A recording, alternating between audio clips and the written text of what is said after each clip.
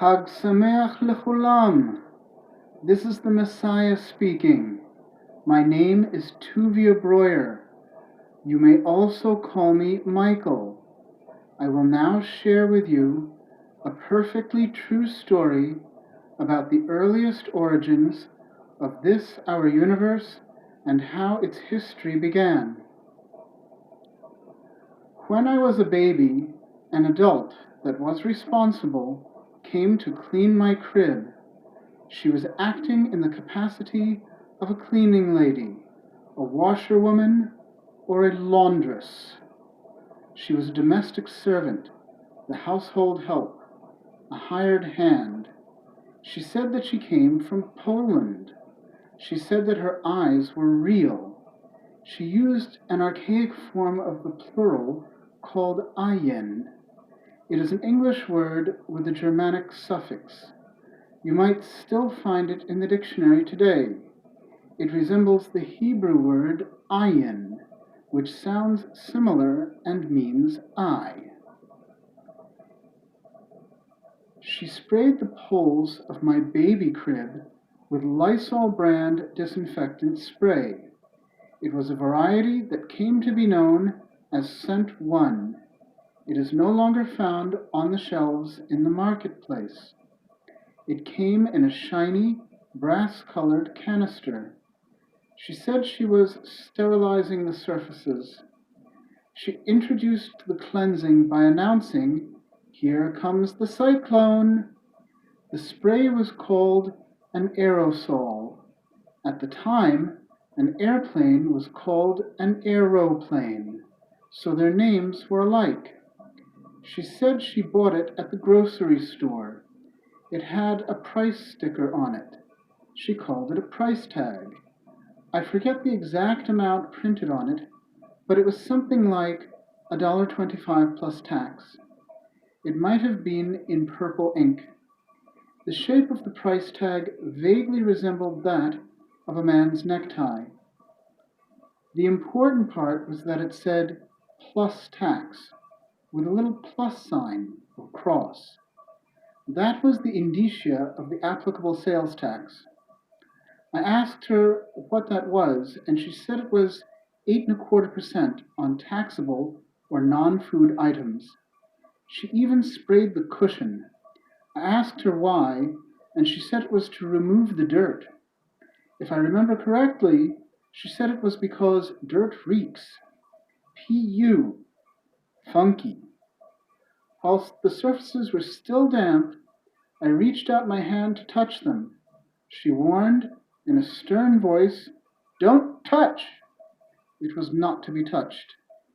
She then wiped them down with a soft, clean cloth. She said she killed all the germs. I asked her how many. She said she didn't know. I asked her to guess it. She said she killed 6 million of them. I was amazed. I asked where they were and why I didn't see them. She said it was because they were microscopic in size. That meant they were invisible because they could not be detected by the naked eye because they were too small. I had to take her word for it, so I trusted her. This was the origin of the concept of a germ. I surmised that it must have been something magical. She said that there were many of them, and that they were nasty and gross. She also called them the germies. I was very frightened of them, even though they were not seen. Years later, on the television, I saw footage of them for the first time, thus proving their existence to an extent.